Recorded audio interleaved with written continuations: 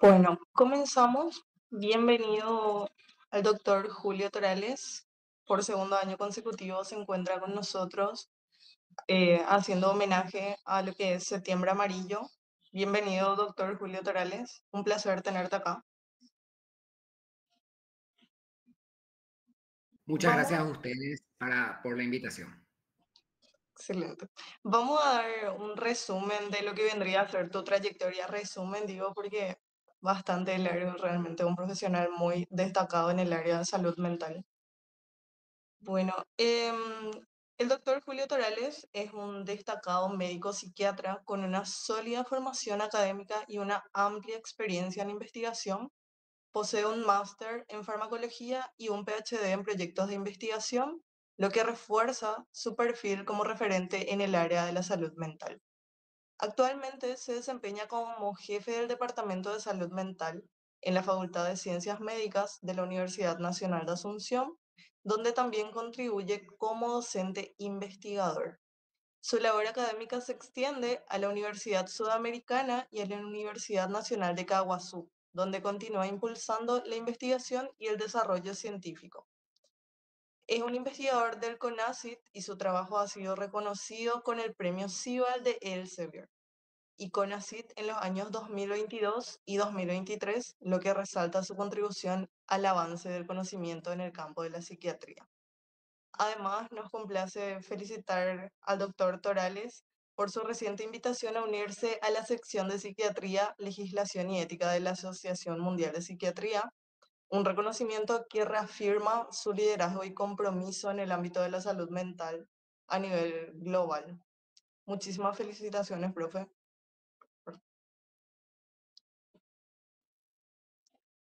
Gracias a ustedes y gracias por la presentación. Bueno, quise cambiar un poco lo que íbamos a dar nosotros este año y no enfocarnos necesariamente en el suicidio, aunque vamos a hablar sobre prevención del suicidio también. Entonces dije, vamos a hablar sobre los trastornos mentales más comunes actualmente, no solamente a nivel mundial, sino en la población general paraguaya, como lo demuestran no solamente las investigaciones, sino la práctica clínica diaria, en los consultorios de psiquiatría, de psicología y en todos los servicios de salud del país, no importando la especialidad. Entonces vamos a hablar de algunos tips para reconocer en otros y en nosotros mismos a la depresión y a la ansiedad. ¿Me pueden confirmar si se nota la pantalla y se ve que se mueve? Sí, Fantástico. súper Bueno, bien. gracias. Bueno, nuevamente gracias por la invitación. Soy Julio Torales, investigador de la Universidad Nacional de Asunción y del Consejo Nacional de Ciencia y Tecnología de Paraguay. Hablemos entonces de depresión y ansiedad. Lo primero que tenemos que hacer es diferenciar a la tristeza de la depresión. La tristeza es una emoción que aparece cuando algo que no nos gusta sucede, cuando nos frustramos o cuando perdemos algo que queremos. Es una emoción básica de básicas, ineludible, que se vincula a episodios reales que la motivan y es algo que forma parte natural, intrínseca de la experiencia que tenemos como seres humanos. Y de por sí no es una emoción negativa, porque solamente cuando estoy triste, yo luego puedo reconocer cuando las situaciones han mejorado y me siento feliz. ¿Por qué? Porque la tristeza me da oportunidades de crecimiento. La depresión, en cambio, ya es un trastorno clínico que está determinado por una serie de criterios diagnósticos y causa un malestar clínicamente significativo en la vida de las personas, alterando la forma en que funcionan. Se cree que para los siguientes años, la depresión no tratada va a ser la primera causa de morbilidad y de ausentismo laboral a nivel mundial, por encima de las enfermedades cardiovasculares, las infecciosas o incluso el cáncer. Por lo tanto, tenemos que poder reconocer la existencia de la depresión, darle nombre a lo que se teme para poder enfrentarnos a ella. ¿Pero qué es la depresión? Es un trastorno que se caracteriza primero por tristeza, obviamente, pero que es diferente de esa tristeza que podemos tener en cualquier momento los seres humanos. Cuando estamos con depresión, es complicada nuestra vida cotidiana y se hace complejo que uno trabaje, estudie o realice las actividades cotidianas. Entonces, ¿cómo sabemos si estamos deprimidos? Los síntomas nucleares de la depresión Son la tristeza, obviamente, la anedonia, que es la incapacidad de sentir placer con cosas que previamente me daban a mí placer y que en cada uno de nosotros es distinto. Por ejemplo, investigar un nuevo tema, publicar una nueva investigación, estar con mi familia y mis amigos, un vinito sin abusar son cosas que a mí me dan placer y yo ya dejo, no quiero más hacer eso. A alguien le puede gustar ir a la cancha, jugar fútbol, salir con los amigos, ya no le gusta, ya no disfruta más de esas actividades. Y obviamente cuestiones básicas del humano también. Uno deja de sentir placer con la comida, que es algo que todos los humanos sentimos, ¿verdad? Con el sexo entre personas mayores y de manera consensuada, y todas las cuestiones que normalmente le darían a un ser humano placer. Se pierden, hay una incapacidad de sentirlo. Y apatía, que es la falta de motivación o entusiasmo para hacer mis actividades cotidianas. Esos tres síntomas, tristeza y anedonia, apatía, deben estar presentes la mayor parte del día, casi todos los días, por lo menos 15 días, para que yo pueda configurar así un episodio de depresión mayor. No puede ser que hoy yo esté triste y mañana ya esté súper feliz y otra vez el martes me entristezca y después estoy súper bien miércoles, jueves y viernes y el sábado me pongo triste. Eso no es depresión. No es. No es. De entrada no es. Puede ser un trastorno de la personalidad, un trastorno de control de impulsos, muchas otras cosas pueden ser. Podemos llegar a discutir eso, pero depresión no es. Una persona deprimida tiene que estar triste la mayor parte del día, casi todos los días, por lo menos 15 días. Alguien me dice, yo estoy triste todos los días, pero disfruto de mis actividades cotidianas y todavía siento placer en las cosas que antes hacía. Tampoco eso es depresión. Uno no puede estar deprimido y no estar anedónico o apático. Y obviamente lo contrario, uno no puede tener anedonia y apatía y estar feliz, es decir, no estar triste. Por ende, estos síntomas tienen que estar presentes juntos la mayor parte del tiempo durante por lo menos 15 días para que uno pueda configurar un episodio depresivo. Por lo tanto, primer aprendizaje acá es no llamarle depresión a la tristeza cotidiana y a los avatares cotidianos que vivimos los seres humanos normalmente. Cuando tenemos estos tres síntomas nucleares, en consultorio, ya los profesionales de la psiquiatría y psicología vamos a buscar otros elementos psicopatológicos que van a ayudarnos a reforzar el diagnóstico. Es decir, que aparte de la tristeza, la apatía y la anedonia, que son los síntomas nucleares de la depresión, generalmente las personas deprimidas tienen pérdida o ganancia de peso inexplicables, disminución del sueño o sueño en exceso, generalmente se quejan más de insomnio que de otra cosa, sensación de cansancio o de que no tienen energía, un síndrome de fatiga crónica, sensación de culpa o de que no valen nada, es decir, sentimientos de minusvalía. Se olvidan de cosas o se sienten confundidos. Hay alteración también de las funciones mentales superiores. Generalmente las personas con depresión se mueven o hablan más lentamente de lo usual, aunque en algunos casos de depresión atípica las personas están muy inquietas y pueden llegar a hacer cosas sin parar. Y lo más complejo de la depresión es que piensan en la muerte o en el suicidio. 15% de todas las personas con depresión, dos de cada tres, mejor dicho, van a pensar en algún momento en el suicidio y el 15% de ese 2/3 va a llegar a intentarlo en algún momento del cuadro. Por eso es importante que reconozcamos a la depresión antes. Pero ojo, segundo aprendizaje importante, depresión no es igual a suicidio ni viceversa, porque el suicidio es una condición, una manifestación conductual crónica, final de un trastorno mental. La depresión no tratada, complicada, puede complicarse con el suicidio, pero también lo puede hacer un trastorno de la personalidad, un trastorno bipolar, la esquizofrenia y otros trastornos psicóticos, el abuso de sustancias, los trastornos de ansiedad maltratados, el trastorno de pánico incluso. Por lo tanto, todos los trastornos mentales pueden complicarse eventualmente con suicidio y no solamente la depresión. ¿Y por qué es importante esto? Porque 9 de cada 10 personas que murieron por suicidio tenían al momento de la muerte un trastorno mental mal diagnosticado, no diagnosticado o mal manejado en su momento. De ahí la importancia de reconocer los trastornos mentales presentes y darle el tratamiento adecuado, porque el suicidio se puede prevenir si tratamos la enfermedad mental de base. siempre. Y la ventaja, o por decir así, la depresión puede tratarse. Existen medicaciones que alivian los síntomas depresivos, ese es el polo farmacológico, pero también se puede recurrir a la psicoterapia con un psicólogo clínico o con un psiquiatra entrenado. Primer punto, la farmacoterapia. Tenemos que dejar de demonizar o satanizar a la medicación en psiquiatría, porque la medicación en psiquiatría, bien utilizada con base en la evidencia científica, centrada en la persona y con enfoque de derechos, ha salvado millones de vidas en todo el mundo, desde el descubrimiento de la clorpromacina en 1952 o de la fluoxetina como antidepresivo en 1987. Y ahí te dirán, pero doctor, yo no quiero tomar medicación de por vida. La mayoría de los pacientes no necesitan la medicación de por vida, aunque algunos casos complejos sí. Y ahí tenemos que hablar del estigma asociado a la salud mental. ¿Por qué cuando hablamos de una medicación en psiquiatría se nos prenden las alarmas?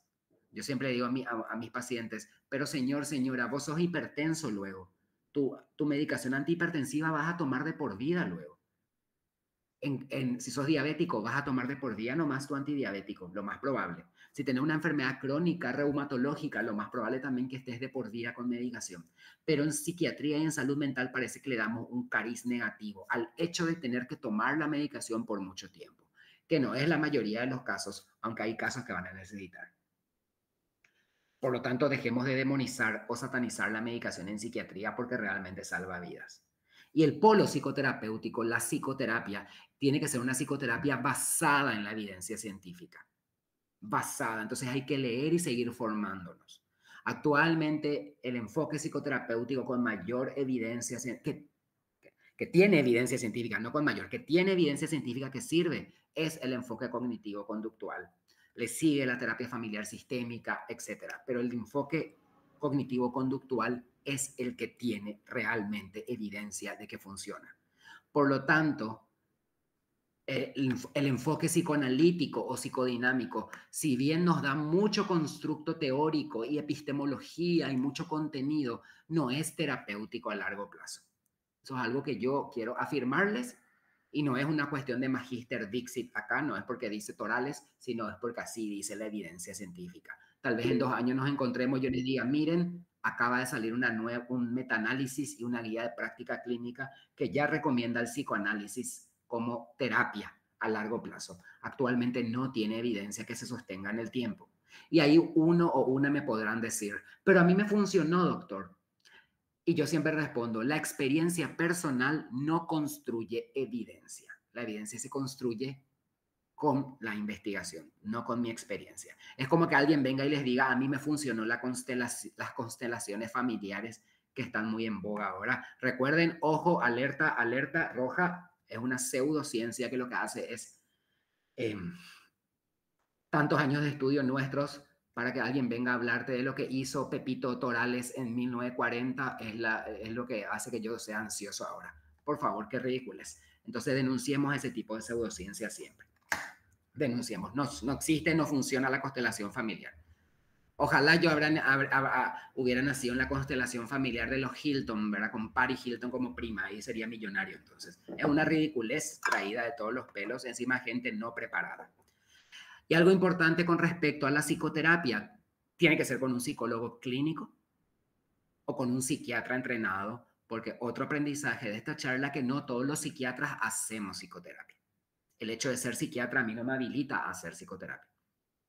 Yo soy psiquiatra, pero soy médico. La psiquiatría es una rama de la medicina. Yo trato la enfermedad mental desde los signos y síntomas, no hago terapia psicoterapéutica. Yo me formé en psicoterapia cognitivo-conductual, pero es para tener mayor contenido a la hora de trabajar con mis pacientes. Por eso es importante que preguntemos los backgrounds académicos de los terapeutas que nos están atendiendo. Obviamente, existen personas con síntomas leves que pueden utilizar uno u otro enfoque dependiendo de su preferencia, pero que generalmente las personas con síntomas moderados o ya graves van a requerir de intervenciones intensas entre ambos y uno va a decidir qué enfoque primero. Por ejemplo, una persona con depresión grave y con ideación suicida presente es una urgencia médica en ese momento, no una urgencia para el consultorio del psicólogo. Tiene que irse junto a un psiquiatra, se le tiene que hospitalizar, iniciar farmacoterapia y después al salir vamos a iniciar psicoterapia. o a la par que esté hospitalizado. Ese sería el mundo ideal. Con el tiempo tenemos que aprender a decidir qué enfoque tiene que venir primero, de acuerdo a la urgencia del caso. Y esto depende de qué tan rápido una persona puede mejorar. Los tratamientos obviamente tardan un poco en hacer efecto.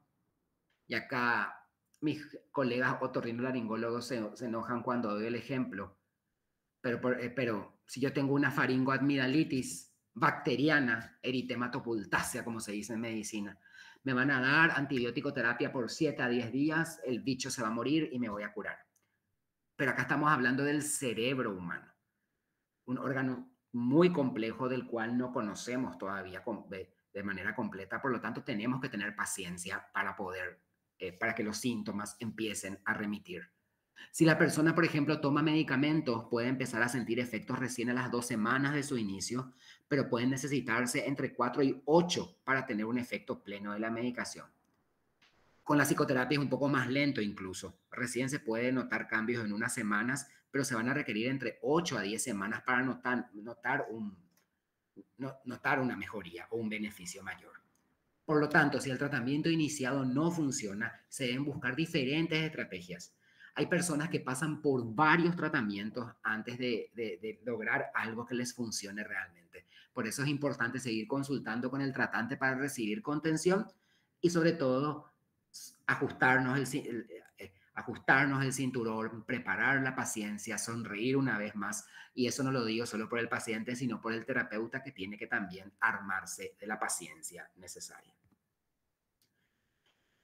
Lo más complejo de la depresión es los pensamientos suicidas que se suelen generar en personas con depresión.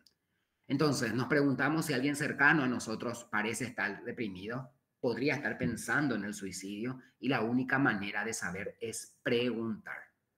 Algunos aspectos que impulsan a las personas a pensar en el suicidio son continuos problemas personales, por ejemplo, situaciones financieras difíciles, el fracaso académico o laboral, problemas de identidad o de orientación sexual en países como el nuestro con mucha discriminación, la ruptura de una relación, alejamiento o escaso contacto con personas que les son significativas, una sensación persistente de minusvalía, de desesperanza, de inutilidad o de fracaso, la sensación de no lograr persistentemente las metas esperadas en relación a la pareja, a la escuela o al trabajo, ser víctima de violencia, de bullying, de ciberbullying o de acoso, o una combinación de la anterior, una serie de contratiempos que parecen nimiedades, poco significativos, pero al irse sumando pueden provocar un efecto más devastador que un solo problema. ¿Cuáles son las señales de alerta? Esto vamos a volver a repetir enseguida, pero para recordar: deseo de morir, de herirse o matarse o amenaza con hacerlo, sentimientos de desesperanza o de no tener razones para vivir, sentirse atrapado o bloqueado, sentirse una carga para familiares, amigos, que empieza a tener un mayor abuso de drogas o alcohol, busca forma de terminar su vida en Internet, se aísla, deja de participar, se aleja de sus personas significativas, está con bajo ánimo y energía, con ansiedad, con pérdida de interés, muy irritable. Pero también hay personas que obviamente pueden ocultar sus sentimientos. Entonces, ¿cómo podemos estar seguros si está pensando no en el suicidio? La forma más segura es preguntarle. ¿Y por qué es importante preguntar? Porque si alguien tiene intenciones suicidas, es probable que ese alguien se sienta aislado de todos a su alrededor, asustado o avergonzado por querer morir, porque no es una sensación agradable esa, y desesperado por ayuda, pero con miedo de preguntar. Entonces tenemos que hablar, preguntar. Hay algunos mitos. No voy a hablarle sobre el suicidio porque podría ponerle en la cabeza la idea. Nosotros somos la especie humana, Homo sapiens, culmen de la evolución, la especie filogenéticamente más avanzada. No porque me hablen de algo se me va a poner en la cabeza la idea. Y si una persona se quiere suicidar, la idea ya está, lo hay y necesita hablar de ella. Y si no se quiere suicidar, hablar sobre el suicidio no le va a hacer ningún daño. Y si digo algo incorrecto, podría dañar nuestra relación, es un mito. Mostrarle a una persona que te importa es el acto de amor supremo que uno puede tener con ella. Hablar puede ser el primer paso para ayudarle a elegir vivir. Solamente especialistas pueden ayudar a una persona con intención de suicidarse. Los especialistas podemos tratar a una persona con intención de suicidarse. Pero cada uno de nosotros tiene un rol con nuestros seres queridos y amigos, de acompañarle a ese proceso de consulta y de ayudar a la persona que se sienta aliviada al compartir sus miedos con nosotros. Hay que diferenciar entre factores y señales de riesgo. Los factores son condiciones que favorecen la precipitación de un acto suicida en personas vulnerables. Por ejemplo, que tenga una enfermedad mental de base, que esté luego con abuso de drogas o alcohol, que haya tenido un problema significativo en su vida académica, laboral o familiar, que haya tenido un desengaño amoroso, que haya perdido el trabajo, etcétera. Son factores de riesgo que predisponen a alguien a deprimirse primero y a intentar suicidarse después. Y las señales son las manifestaciones verbales o no verbales por parte del sujeto que nos alertan acerca de la posibilidad de autoeliminación. Las señales verbales son las más claras, ¿verdad? Estarían mejor sin mí, en esta casa estoy de más, la vida no vale la pena, si esto sigue así me mato, quisiera terminar con todo, quisiera dormirme y no despertar, muy común es esa frase. Voy a matarme, algo un poco más directo ya, cuando ya no esté se van a arrepentir, o indirectamente reconocer la valía, entre comillas, de alguien que cometió suicidio. Fulano la tenía clara, hizo bien en matarse. Y señales no verbales que muchas veces la gente no expresa esas señales directas, pero por su conducta se puede notar que están pensando en el suicidio. Autolesiones, baja el rendimiento académico laboral en personas que venían previamente bien, empieza a regalar cosas significativas sin motivo aparente, empieza a abandonar actividades que antes disfrutaba y una señal muy fuerte es el aislamiento social y el abandono personal, incluso de la higiene. Por lo tanto, nosotros tenemos que hablar si estamos preocupados. Hablemos con un amigo familiar acerca de sus pensamientos y sentimientos suicidas. Y esto es importante porque puede ser extremadamente difícil para cualquiera. Pero si vos no estás seguro de que alguien tiene esos sentimientos y pensamientos, la mejor manera de averiguar es preguntar. No vamos a poder hacer que una persona se quiera quitar la vida por mostrarle preocupación. Ese es el mito que ya dijimos que existe todavía y que tenemos que romper con ese mito. Porque de hecho, darle a la persona con intenciones suicidas la oportunidad de expresar sus sentimientos puede proporcionar alivio de la soledad y los sentimientos negativos reprimidos y puede prevenir un intento de suicidio. Responder rápidamente en una crisis.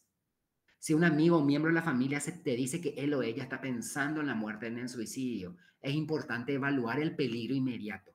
¿Y cuál es el peligro inmediato? Si ya me dice luego que está pensando en el suicidio, hay que ver si tiene un plan, es decir, cómo va a suicidarse, preguntarle directamente, ¿cómo pensarías hacer esto? Y nosotros evaluar si la persona tiene luego los medios para hacerlo y el tiempo establecido. Recordar ahí que una ideación suicida presente es una urgencia médica, es a la urgencia de un hospital, cualquier hospital, pero es a la urgencia del hospital, es una urgencia médica, no es una urgencia de consultorio, ni del psiquiatra ni del psicólogo, porque si yo recibo en mi consultorio privado una persona con ideación suicida, le voy a mandar a la urgencia del hospital o yo mismo le voy a internar desde ahí. Pero si ustedes ejercen la psicología, por ejemplo, y reciben ideación suicida presente, en ese momento se rompe la entrevista y se le deriva a un hospital, porque se requiere de hospitalización por lo general. Esa es la forma de responder a la crisis. Y ofrecer ayuda y apoyo. Si un amigo o miembro de la familia está contemplando el suicidio, la mejor manera de ayudarle es dejarle saber que él o ella no está solo y que a vos te importa. Obviamente no vamos a asumir la responsabilidad de que vos vas a hacer que tu ser querido esté bien, porque también hay que saber diferenciar. Yo no puedo ser psiquiatra de mis amigos. Yo soy amigo de mis amigos, no psiquiatra de mis amigos.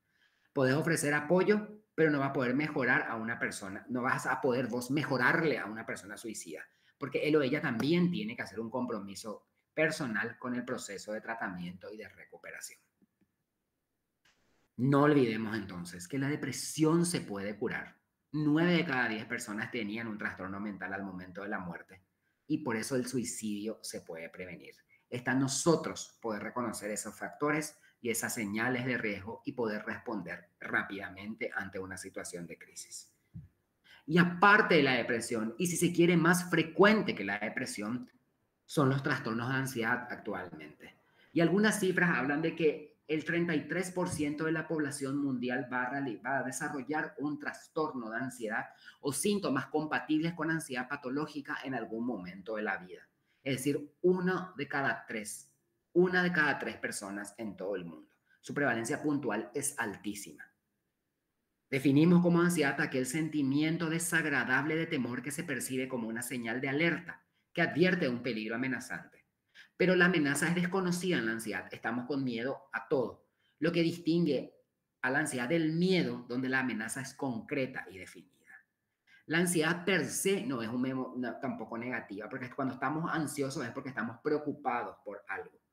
Pero la ansiedad se vuelve patológica cuando es desproporcionada en sus signos o síntomas o cuando es ya está demasiado tiempo sobre nosotros. Imaginemos que este hombre está detrás de cada uno de nosotros, ahora mismo. Obviamente vamos a sentirnos con mucho miedo, con mucho temor. ¿Cómo sería vivir todo el tiempo como si tuviéramos esta sensación? Eso es lo que siente una persona con ansiedad. De cualquiera de sus formas, los trastornos de ansiedad son un espectro grande que van desde las fobias específicas, pasando por el trastorno de pánico, hasta la agorafobia y llegando, por ejemplo, al mutismo selectivo en niños, hasta llegar a la ansiedad social en adolescentes, hasta llegar al trastorno de ansiedad generalizada. Es decir, hay un espectro continuo de trastornos dentro de la umbrella, del paraguas de la ansiedad. Cuando estamos nosotros con mucho miedo, aumenta nuestra activación, se dilatan nuestras pupilas, aumenta nuestra frecuencia cardíaca, estamos con respiración acelerada, es decir, que hay síntomas físicos que acompañan a esa sensación de miedo o temor. Cuando nosotros percibimos una situación como amenazante, nos preparamos para luchar o para huir. Obviamente, una vez que la situación amenazante se resuelve, nuestro organismo vuelve a la homeostasis, ¿verdad? A nuestro estado fisiológico vuelve a normalidad. Y el mejor ejemplo que les puedo dar es, estamos súper ansiosos, estudiamos, nos presentamos al examen y después de salir del examen parece que una mochila nos sacamos de la espalda y parece que estamos descansados. Es porque nuestro cuerpo volvió al estado fisiológico y nos liberamos de la ansiedad. A no ser que la situación estresante se vuelva continua.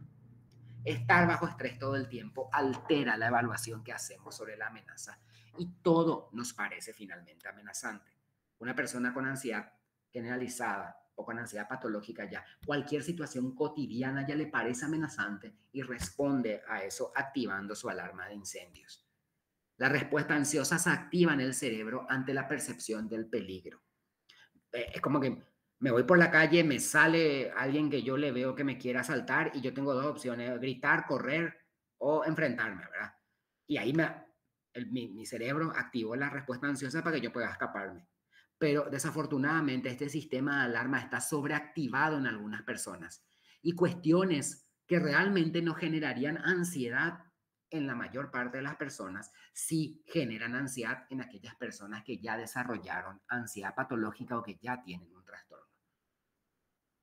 Y encima la ansiedad hace que nuestros pensamientos de ahora empecemos a preocuparnos por cuestiones que están fuera de nuestro control en el futuro.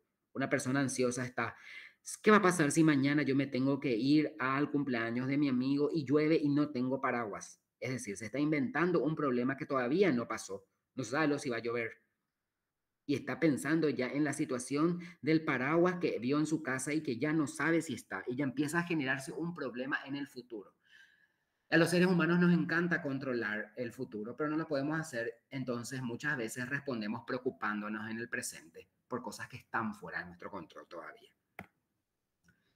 Aparte del miedo y la preocupación, que son los síntomas nucleares de la ansiedad, así como la tristeza, anedonia y apatía son los síntomas nucleares de la depresión, a este miedo y a esta preocupación se le agrega nerviosismo, agitación o tensión, sensación de peligro inminente, de pánico o de que algo malo va a suceder, aumento del ritmo cardíaco, respiración acelerada, sudoración, temblores principalmente sudoración principalmente de palmas y plantas de pies, temblores, sensación de debilidad extrema o de cansancio, problemas para concentrarse, insomnio principalmente de conciliación. El ansioso cuando se acuesta parece que todos los problemas aparecen en ese momento y le cuesta conciliar el sueño. Problemas gastrointestinales, muy frecuentemente es un mecanismo psicosomático de la ansiedad que se relaciona con dispepsia, mala digestión, dificultades para digerir, sensación de pesadez abdominal, etc. Tener obviamente dificultad para controlar las preocupaciones y tener la necesidad de evitar las situaciones que generan ansiedad. Por eso con al final todo le parece amenazante a la persona, le genera ansiedad y termina aislándose en la casa. O sea, por ejemplo, vos empezaste a ser ansioso frente a exámenes en tu facultad y solamente al enfrentarte a los exámenes te generaba la situación de ansiedad. Eso empezó a complicarse y ya cuando te estás yendo en tu auto o en el bus a la facultad ya te empezabas a sentir ansioso. Después cuando ya pensás en que tenés que irte nomás a la facultad te empezás a sentir ansioso. Y con el tiempo ya no te querés ir luego más a la facultad y haces una evitación fóbica de una situación que podría generarte ansiedad a futuro. La ventaja también, al igual que en la depresión, es que hay tratamientos. Y acá la primera línea de tratamiento es la psicoterapia. El abordaje psicoterapéutico tiene fuerte evidencia en trastornos de ansiedad. Y en caso de que no hayas terapeutas entrenados o que la respuesta sea parcial o que los síntomas sean demasiado graves, ya vamos a combinar con psicofármacos. Vamos a utilizar farmacoterapia para poder sacar rápidamente a la persona de ese cuadro que le está agobiando realmente. ¿Y a qué nos estamos enfrentando en esta pospandemia? Aparte, al estrés, a la ansiedad que nos dejó la pandemia, a muchos síntomas depresivos, a mucho insomnio, a mucha negación por el futuro o por los cortes que tuvimos en nuestro crecimiento profesional o personal y que todo le relacionamos con la pandemia. La gente está muy enojada. Ese enojo muchas veces justificado por la situación que se viene en el país, ¿verdad? Se acompaña de miedo, se acompaña de dificultades para establecer buenas relaciones y se acompaña sobre todo de miedo hacia el futuro. Entonces, sabemos que estamos enfrentándonos a una crisis de salud mental. Tenemos que reconocer sus principales síntomas para poder hacerle frente. Entonces, vuelvo a insistir que tenemos que seguir hablando de salud mental, preguntándole a nuestros seres queridos cómo están y preguntándonos en un ejercicio autorreflexivo nosotros y nosotras si estamos realmente bien o si necesitamos ayuda. Porque de esa manera tenemos que vamos a poder enfrentarnos mejor a la situación. Como decía un mago que me acompañó en mi adolescencia tardía, las palabras son, en mi no tan humilde opinión, nuestra más inagotable fuente de magia, capaces de infligir daño, pero también de remediarlo. Por eso, antes de hablar, tenemos que pensar si lo que vamos a decir es cierto, necesario o desinteresado. Si no se cumple uno de esos tres criterios, es mejor callar. Pero si se cumplen esos tres criterios, tenemos que hablar, seguir hablando de salud mental y seguir preguntando a las personas cómo se sienten y en qué les podemos ayudar. Porque lo que no decimos se nos termina acumulando en el cuerpo, se convierte en insomnio, en nostalgia, en nudos en nuestra garganta, en error, en duda, en tristeza. Lo que no decimos no se muere, lo que no decimos nos termina matando. Gracias por escucharme hoy y estoy abierto a sus preguntas si es que hay.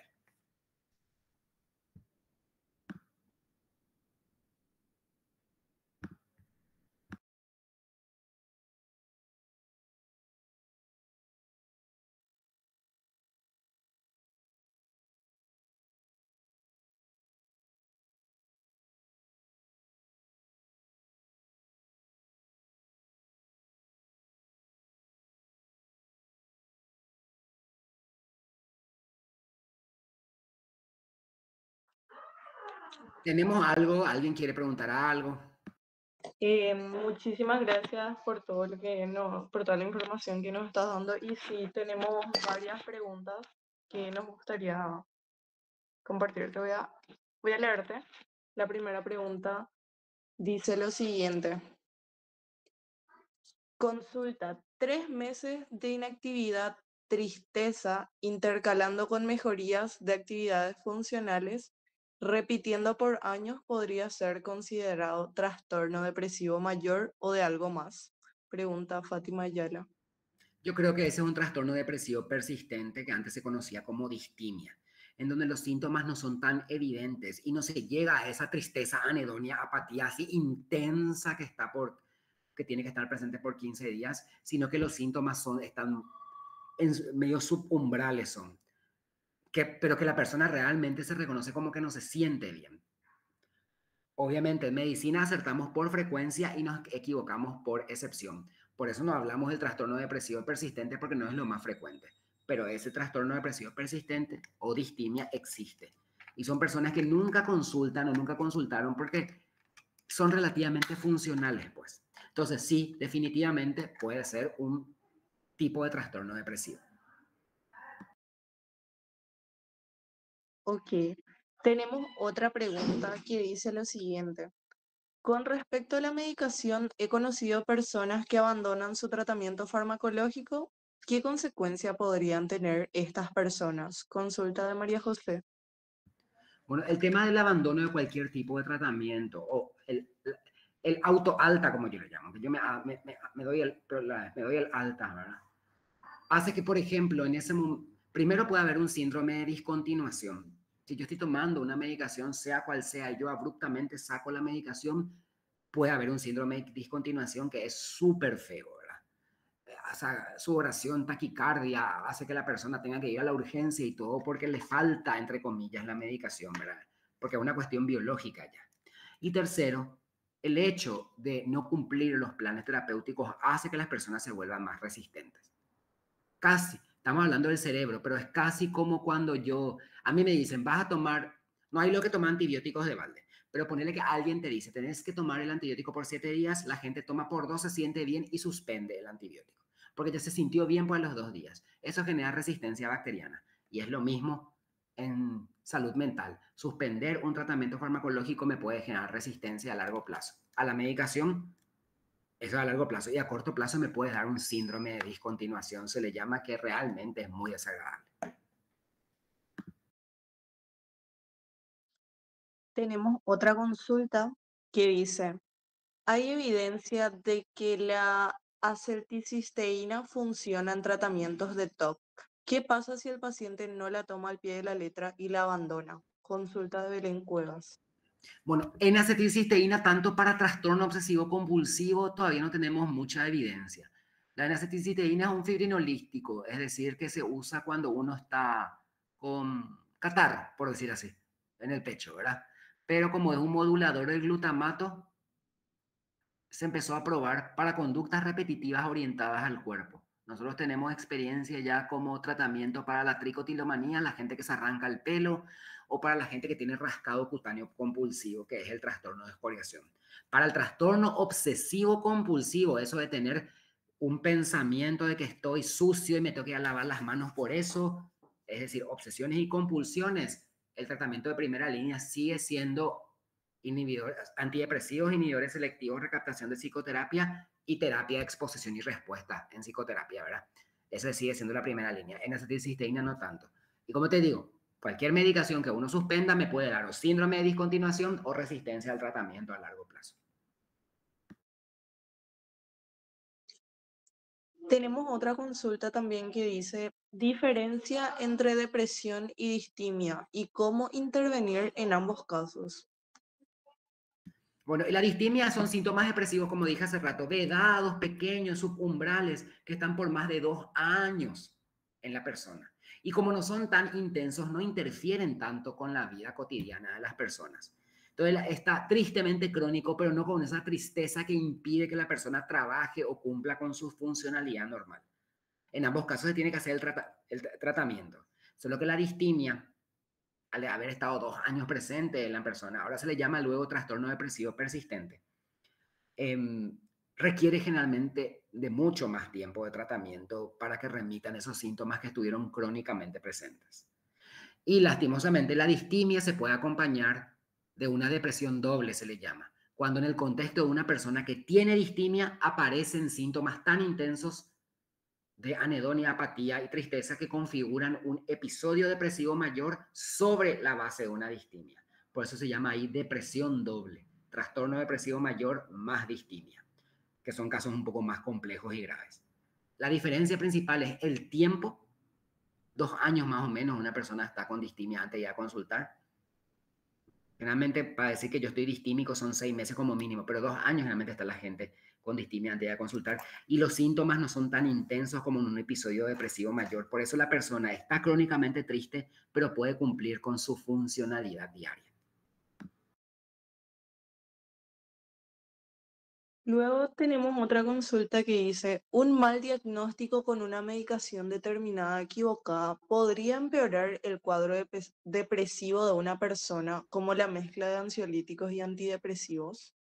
Ay, pero no solamente en salud mental eso, es como que vos tenías, había sido, yo te diagnostiqué pánico sin querer y lo que vos tenías realmente era un infarto de miocardio y te di medicación psiquiátrica cuando tendría que haberte dado medicación cardiológica.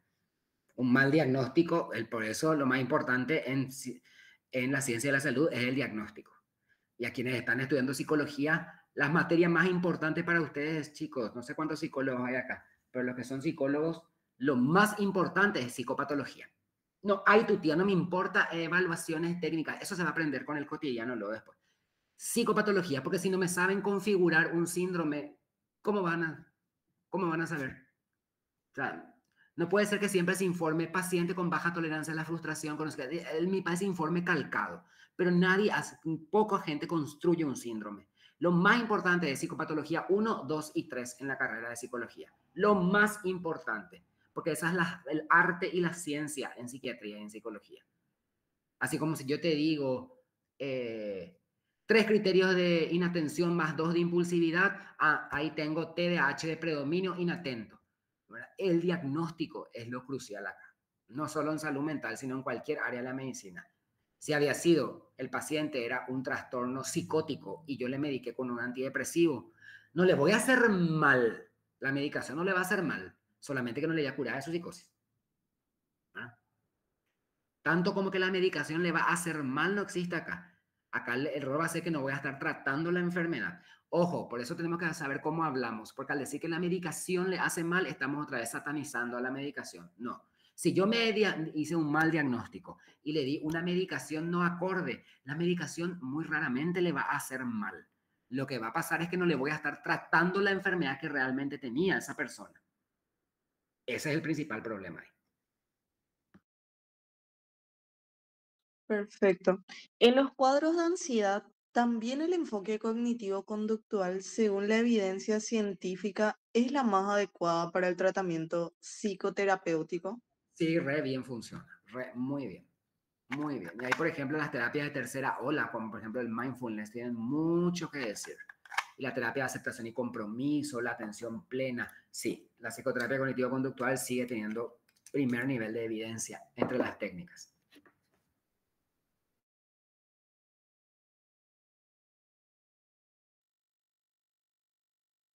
Luego tenemos otra consulta que dice, ¿el trastorno de excoriación se puede tomar como una forma de autolesión? Dentro del paraguas del síndrome de autolesiones, sí, el trastorno de escoriación, si bien está dentro del grupo de trastornos obsesivos compulsivos, algunos autores clasifican al trastorno de excoriación justamente dentro de la presentación compulsiva de los síndromes de autolesiones. Es una autolesión, obviamente yo me estoy autolesionando. Tal vez el motivo ahí no sea tanto el de sentir dolor como escape psicológico, sino que sea respuesta a otro tipo de situaciones. Pero sí, desde el punto de vista purista de la clasificación nosológica, podría considerarse una forma de autolesiones.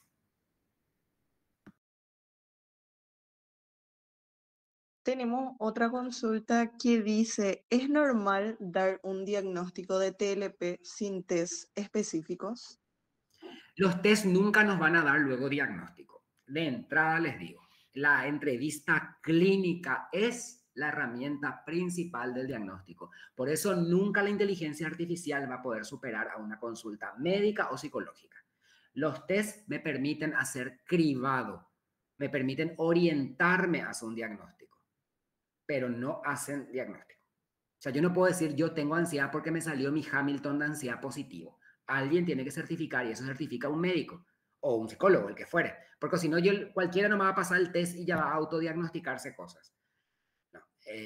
Eso sí, los elementos de test nos permiten orientar hacia dónde irnos y luego la entrevista clínica va a poder hacer, se basa en patrones estructurados de entrevista para buscar los signos, síntomas que son los que tienen evidencia que configuran un diagnóstico. Se complementan mutuamente, pero un test nunca puede suplantar a la entrevista.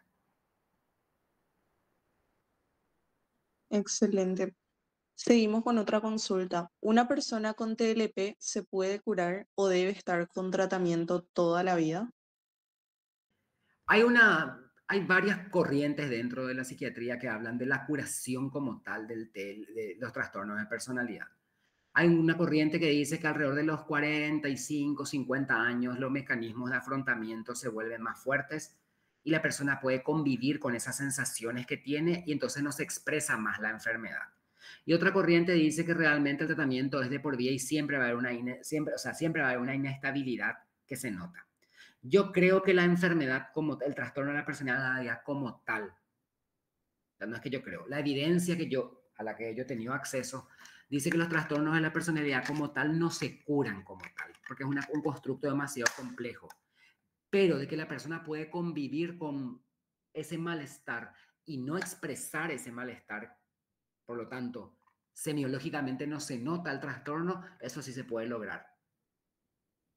Pero a mí, yo creo que los trastornos de personalidad, ese concepto clásico de la curación como tal todavía no existe. Eso sí, se puede vivir completamente funcional, que es algo que no se podría hacer cuando tenemos una crisis, ¿verdad? Cuando estamos en crisis.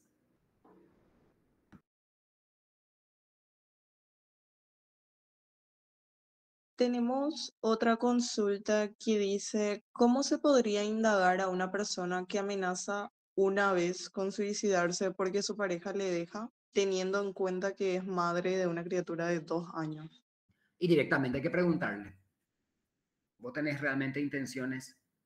¿Vos realmente querés morir? ¿Por qué querés morir? Porque pensás que esa va a ser la única forma, te sentís que tu mundo se va a quebrar completamente si no estás con esa persona, por eso vos querés. Muchas veces la ideación suicida es más impulsiva que otra cosa. Ese típico ejemplo que vos me das, yo pensaría ya en un trastorno de la personalidad de base, ¿verdad? Porque nadie es tan importante, nadie es tan lindo como en su Instagram y tan interesante como en su Twitter, ¿verdad? Para que por una persona nosotros queramos perder nuestra vida, ¿verdad? Entonces, si tanto valor le damos a un ser humano con sus defectos, quiere decir que nosotros tenemos un defecto y por lo general en nuestra personalidad. Por lo tanto, ahí la ideación suicida yo creo que es más un mecanismo impulsivo para hacer frente a la frustración que otra cosa. Igual tiene que consultar. O sea, claro que tiene que consultar, pero no es tanto ese constructo de la desesperanza y de querer morir, sino más de un mecanismo para enfrentarse a la frustración. Igual es una urgencia hasta demostrar lo contrario. Acá tenemos una consulta bastante interesante que dice, ¿el escitalopram en dosis de 10 miligramos se puede tomar de por vida? Conozco pacientes que llevan tomando 15 años consecutivos. Que depende de cada paciente. Si es el primer caso de depresión, fue una depresión reactiva en una persona relativamente sana, luego de un tratamiento de X determinado tiempo, no quiero decir tiempo porque cada uno de nosotros es distinto, puede llegar a dejar de tomar la medicación, se le puede desindicar la medicación. Pero algunas depresiones, algunos cuadros en psiquiatría tienen algunos factores que la evidencia ha dicho que si están presentes y vos retirás la medicación, lo más probable es que recurra otra vez la enfermedad, que aparezca nuevamente y más grave otra vez. Por ejemplo, que la depresión haya iniciado antes de los 18 años, factor de riesgo, que la depresión sea su segundo o su tercer episodio, que la depresión se haya complicado con un intento de suicidio, que no haya una buena red de apoyo familiar o social. Generalmente son elementos que si están presentes hacen que uno decida que el tratamiento sea prolongado. Pero para eso requiere de evaluaciones periódicas, pues. O sea, no toda la gente va a tomar medicación tanto tiempo, pero hay gente que sí va a requerir.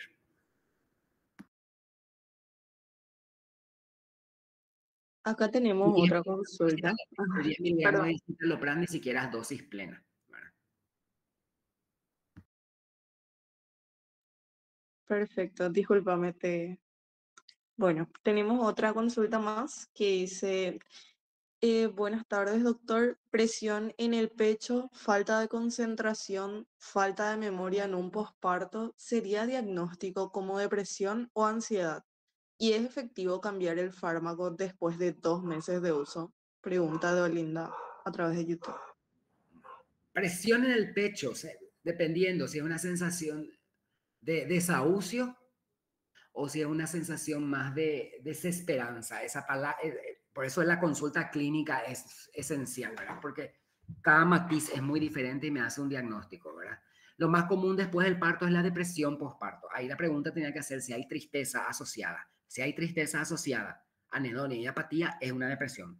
Si solamente están esos elementos que mencionó, puede ser que sea la ansiedad propia luego del embarazo.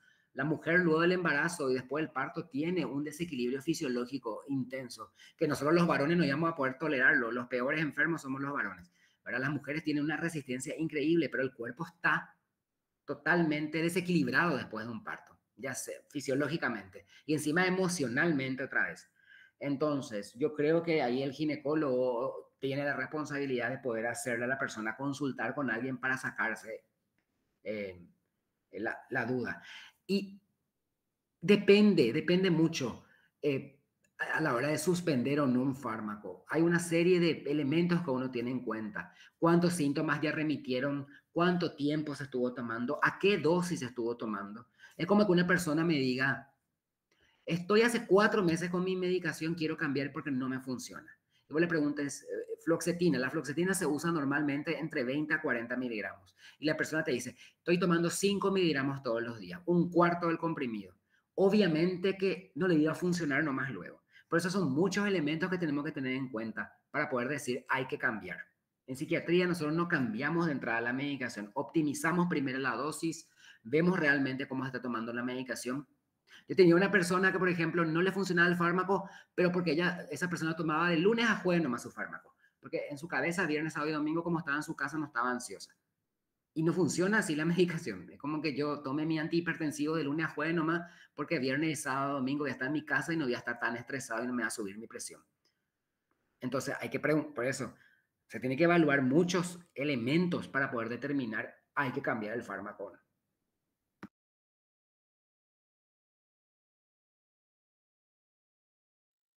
Otra consulta tenemos. Si alguien se autolesiona ocasionalmente en casos de mucha frustración para poder sobrellevar la situación, también debería buscar atención médica. No, hay que autolesionarse para enfrentarse al miedo, a enfrentarse a situaciones. Es una conducta desadaptativa totalmente. No se justifica bajo ningún punto de vista. Es patológica la conducta, hay que consultar.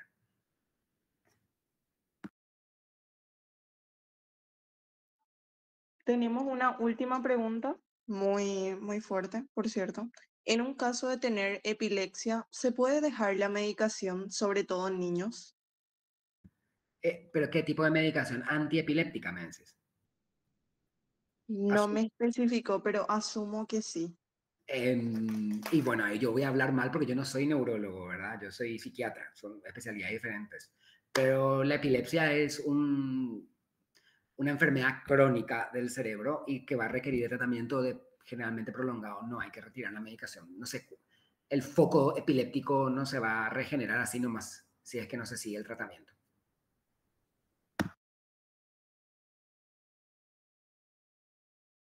Excelente, esas son todas las consultas que tenemos. Muchísimas gracias por No, todas tus respuestas.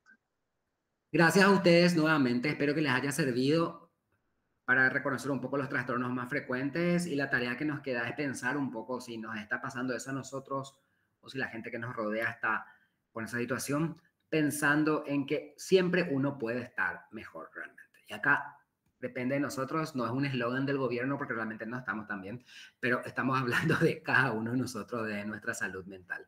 Entonces, gracias por invitarme hoy.